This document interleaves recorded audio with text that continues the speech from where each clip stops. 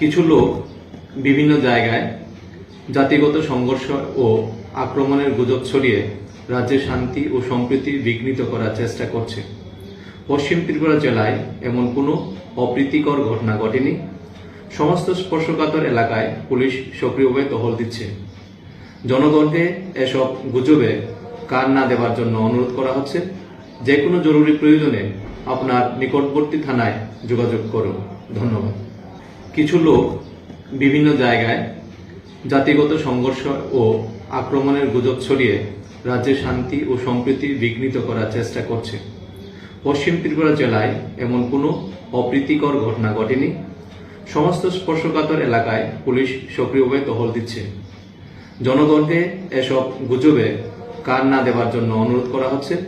যে কোনো জরুরি প্রয়োজনে আপনার নিকটবর্তী থানায় যোগাযোগ করুন। ধন্যবাদ।